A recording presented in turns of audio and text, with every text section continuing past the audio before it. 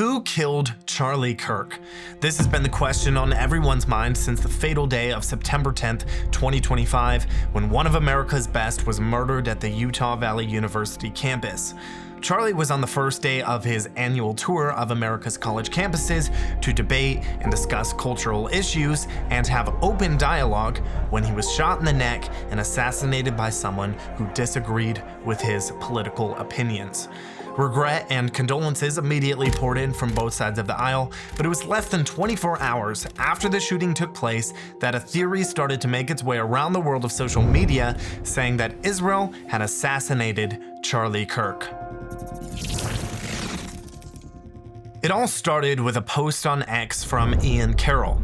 Yesterday was a turning point for Israel-US relations. Less than 24 hours and the internet already figured out who the most likely culprit was. He was their friend. He basically dedicated his life to them, and they murdered him in front of his family. Israel just shot themselves. People immediately jumped on this theory and it spread like wildfire over the internet with posts like this flooding social media. He started mildly criticizing Israel. He said Epstein was Mossad. He let anti-Zionists speak at his events. Zionist media started attacking him. Netanyahu tweets within minutes. So as usual, Jews are behind it and they killed Charlie Kirk. All of this could potentially sound plausible, right? Well, before we get into this, let's set the stage for what Charlie's actual stance was when it came to Israel and the Jewish people in general, and then we'll get into the evidence on who was actually responsible for the murder. In 2019, during a trip to Israel, he had this to say: "I'm very pro-Israel and my whole life I have defended Israel." In August of 2025, just a month ago, he said, "I have a bulletproof resume showing my defense of Israel. I believe in the scriptural land rights given to Israel. I believe in fulfillment of prophecy." The greatest trip I ever took was to Israel, and the second greatest trip I ever took was to Israel, and I've only been there twice. I'm a huge supporter of the Holy Land, of Judea and Samaria, and up against the terrorist organizations, Hezbollah, and the Palestinian Authority. He wasn't just an average supporter of Israel either. He took it to the next level. This is from a trip he made to Israel a few years back. Hello everybody, here in southern Israel with my good friend Amit, who's been showing me around this beautiful country. Just so eye-opening how unfair the media has been to this country. And we went to Hebron yesterday, which the media likes to say is a Jewish occupied city, which it's less than 3% of the actual city is. We went up to the Golan Heights, which is all Jewish land now, and the UN refuses to recognize the Golan Heights. And we just went and saw Gaza, which my whole life I was told that it's a refugee camp with people living in tents, and there's houses and factories and buildings, and Israel should never have gotten out of Gaza, by the way. It's very important that everyone here that might be in the middle or not know where you stand, you learn the facts. I've always been pro-Israel, but I'm more pro-Israel now after actually seeing it for myself. And Amit, thank you for showing me around this beautiful, amazing place. So God bless Israel, and God bless the amazing people that keep it. Hey guys, don't go anywhere. We'll be right back with the rest of today's show. But would you like to read through the entire Bible in a year while also staying connected to Israel, the Jewish people, and the Torah? The Daily Bread Bible reading journals are the best scripture reading plan that we've found. They divide each day's reading into 4 simple portions: the weekly Torah portion, the writings, the prophets, and the New Testament. Each day includes both the regular calendar date and the Hebrew calendar date, plus some space to jot down your favorite verse or just some thoughts from your reading. At the bottom of every page, the On This Day in History section marks fascinating facts and marks important historical and biblical events. You'll also find the days for all of the biblical feast days like Passover, Shavuot, and Sukkot. Right now, you can order Daily Bread Bible journals from our store by clicking the link in the description below. We even have special children's editions available as well. The Daily Bread journals are hands down the best annual scripture reading plan that we know of for Christians. They're a favorite among our staff. It's such a meaningful way to connect with Israel, the Jewish people, the Hebrew calendar, and the roots of your faith. Click the link in the description below to order a Daily Bread journal today for yourself, your kids, or your whole family.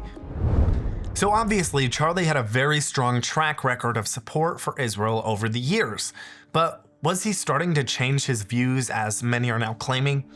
One of the arguments that people make is that he hosted openly anti-Israel people like Tucker Carlson and Dave Smith at his events. which is true, but what many miss is the fact that Charlie believed in nuance, meaning you can have conversations with people that you disagree with. In his own words, when people stop talking, bad things happen. That was his whole approach. He engaged in dialogue with people he had disagreed with instead of completely shutting down their views or their ideas. The fact that he hosted people who were anti-Israel at his events does not in any way mean that he was anti-Semitic himself. He simply believed in dialogue, and he also believed in the right to free speech. The second point that I've seen made is that he was starting to question the Israeli government, namely the Mossad, and suggesting that Epstein was a direct plant from the Mossad. I want to get something straight. There is a major difference between criticizing the Israeli government and actually being anti-Semitic. Charlie Kirk made it very clear on so many different occasions that he unequivocally stood with the nation and people of Israel and their God-given right to the land of Israel, but that doesn't mean that he endorsed or he had to agree with every single policy of the Israeli government. He even went so far as to say this: "I am a defender of Israel as a homeland for the Jewish people. When I went to Israel, I saw the Bible come to life. We as Christians must honor the Jews. If Israel laid down their weapons, all the Jews would be killed. Israel has a place in God's plan." Let's lay this out clearly so there is absolutely no confusion on this issue. Israel does not assassinate their critics. And even if they did, why Charlie Kirk? He was the most outspoken, non-Jewish voice for Israel, so why would they assassinate him? Why not Candace Owens, Ian Carroll, Tucker Carlson, the Hodge twins, Dave Smith, Jake Shields, Dan Bilzerian, Jackson Hinkle, Thomas Massey, or Nick Fuentes? And those names are just on the right. What about the million outspoken critics on the left, or in Europe, or in the UN? And remember, the critics who are trying to blame this assassination on Israel are drilling a round hole to nail a square peg through. There's no actual evidence whatsoever to tie the assassin to Israel. Full stop. What we do know is Charlie spent his life systematically dismantling left-wing ideology. He built a media empire, he argued in person on college campuses, and he built a Republican machine that was essential in electing Donald Trump as president. With that in mind, and considering the recent track record of violence on the left in the United States, do you really think the kid who took the shot in Utah was working for the Mossad? In case you missed it, this was the response in Israel when Charlie was killed. And this was the response on the left in the United States. All of this shows me that now is the time to stand. We can't be afraid and back down, because that is how evil wins. If you would like to play a part in helping us here at the Israel Guys continue to bring you guys the truth, to bring you guys accurate information about what's happening in Israel, in the Middle East, like we do in these videos, then please consider joining our team and producing these videos by supporting us monthly. If you're able to do so, we have a special access Telegram group with behind the scenes content, updates on our volunteer work in Israel, special store discounts, prayer requests, and more, specifically for our monthly donor team.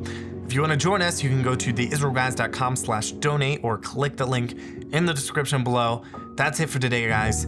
Thanks for watching. Catch you in the next one.